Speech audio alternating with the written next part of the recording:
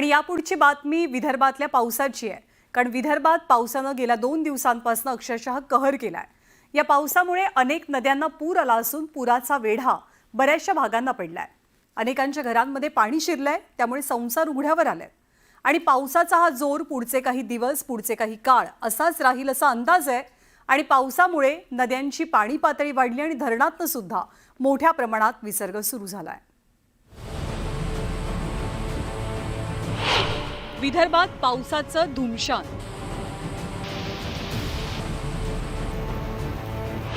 अनेक भागांना पुराचा वेढा।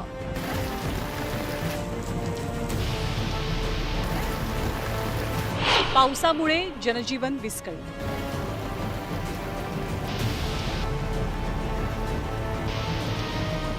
विदर्भात काहीशा उशिरानं आगमन झालेल्या पावसानं गेल्या 2 दिवसांपासून अक्षरशः कहर केलाय।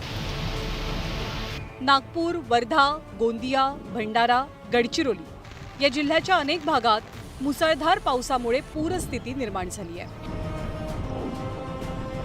नागपुरात मुसळधार पावसाच्या कहरामुळे सीमेलगत असलेल्या पोहरा नदीनं रौद्र रूप धारण केलंय। नदीजवळचे अनेक भाग पाण्याखाली गेलेत। पोहरा नदीचं पाणी अनेक घरांमध्ये शिरल्यानं बरेचसे नागरिक अडकून पडले। नागपूर महानगरपालिकेच्या अग्निशमन दलाकडनं बोटीच्या माध्यमातून या नागरिकांना रेस्क्यू केलं गेलं। आम्ही तो 2:30 वाजतापासून आमचे कार्य चालवले आहे। 2:30 वाजतापासून आम्ही सतत पाणी काढणं, रेस्क्यू करणं सतत। काकू आम्हाला सांगा, कुठे अडकला होता तुम्ही? कंपनी आहे ते काम करायला आला।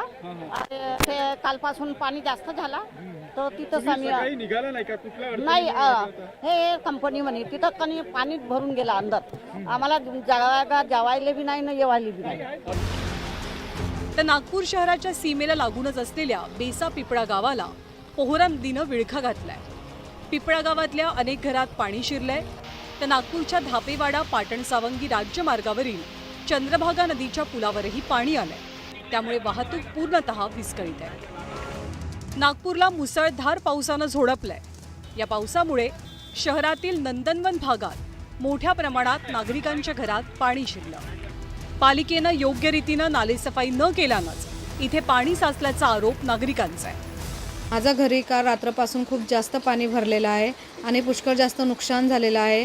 तर आम्ही अर्धा सामान पलंगावर ठेवलेलं आहे, परंतु तांदूळ, पीठ, खूप सारं आयटम असं नुकसान झालेलं आहे। आणि प्रॉब्लेम आहे ना, हर ठिकाणी नाल्याचा प्रॉब्लेम आहे। नाले जोपर्यंत सफाई होत नाही चांगल्या पद्धतीनं तोपर्यंत असंच होणार आहे। नागपूर शहर आणि जिल्ह्यात सुरू असलेल्या मुसळधार पावसामुळे NDRF आणि SDRFची पथकं सज्ज ठेवली गेली आहेत। SDRF आणि NDRF दोघांनाही स्टँड बाय ठेवलेलं आहे आणि आत्ताच्या परिस्थितीमध्ये कंट्रोल डिस्चार्ज असल्यामुळे अजून तरी खूप भीषण परिस्थिती तयार झाली नाही, पण आजही ऑरेंज अलर्ट आहे। त्याच्यामुळे आज त्या ऑरेंज अलर्टमुळे परिस्थिती बिघडू शकते। त्यानुसार NDRF आणि SDRFला आता तयार ठेवलेलं आहे। वर्धा जिल्ह्यात सुरू असलेल्या मुसळधार पावसामुळे यशोदा नदीला पूर आलाय, त्यामुळे अनेक गावांचा संपर्क तुटलाय। या पुरामुळे जिल्हा मार्गासह अनेक ठिकाणचे मार्ग बंद झाले। तर हिंगणघाट तालुक्यातील लाल प्रकल्पातनं पाण्याचा विसर्ग सुरू झालाय। आतापासून मोठ्या प्रमाणात मुसळधार पाऊस पडतो आहे। याचा फटका नदीकाठावरील गावांना बसताना दिसत आहे। आपण ज्या ठिकाणी आहे, यशोदा नदीच्या काठावर असणारं जे अलमगाव गाव आहे, या अलमगाव गावाला पुराच्या पाण्याने मोठ्या प्रमाणात वेढलेलं आहे। मी ज्या ठिकाणी उभा आहोत त्या ठिकाणावरून जवळपास 3 ते 4 किलोमीटर अंतरावर हे अलमगाव गाव आहे। या अलमगाव गावाचा आता जिल्हा प्रशासनाशी असणारा जो संपर्क आहे तो तुटलेला आहे। तिकडे गडचिरोली जिल्ह्यालाही गेल्या 2 दिवसांपासून सुरू असलेल्या पावसामुळे मोठा फटका बसलाय। या पावसामुळे तब्बल 20 मार्ग बंद पडलाय। गोसीखुर्द धरणातून सोडण्यात आलेल्या पाण्यामुळे पाल नदीला पूर आलाय आणि गडचिरोली नागपूर वाहतुकीचा मार्ग बंद पडलाय। तर गोविंदपूर नाल्यावरचा पूल पाण्याखाली गेल्यानं गडचिरोली ते चामोर्शी हा संपर्कही तुटलाय। जिल्ह्यात 17 मार्ग बंद पडलेले आहेत। सगळ्यात महत्त्वाचं म्हणजे आपण बघू शकता, हा गडचिरोली ते नागपूर राष्ट्रीय महामार्ग आहे, हा आता बंद पडलेला आहे। हा पाल नदीवरील पूल आहे, हा नेहमी पाण्याखाली जात असतो आणि यावर्षी सुद्धा हा जो पहिला पूर आहे, या पहिल्या पुरात वैनगंगा नदीला आलेल्या पुराचा फटका या पाल नदीला बसला। विदर्भातील सर्वात मोठं धरण असलेला गोसीखुर्द प्रकल्प पूर्ण क्षमतेने भरलेला असून धरणाचे 33 दरवाजे उघडण्यात आले. सध्या धरणातनं 8030 क्युसेक पाण्याचा विसर्ग होतोय. त्यामुळे नदीकाठच्या गावांना सतर्कतेचा इशारा देण्यात आलाय. भंडारा जिल्ह्याच्या लाखांदूर तालुक्यातील आपोरा गावाला पुराच्या पाण्यानं पूर्णपणे वेढलंय.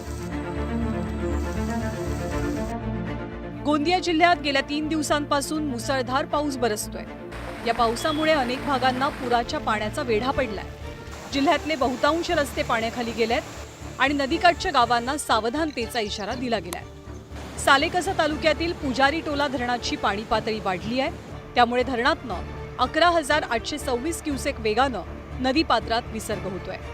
विदर्भाला सध्या पावसाचा ऑरेंज अलर्ट आहे. त्यामुळे विदर्भात पडत असलेल्या पावसामुळे जनजीवन पूर्णपणे विस्कळीत झाल्याचं चित्र दिसतंय. Bureau report, news 18 Lokmat.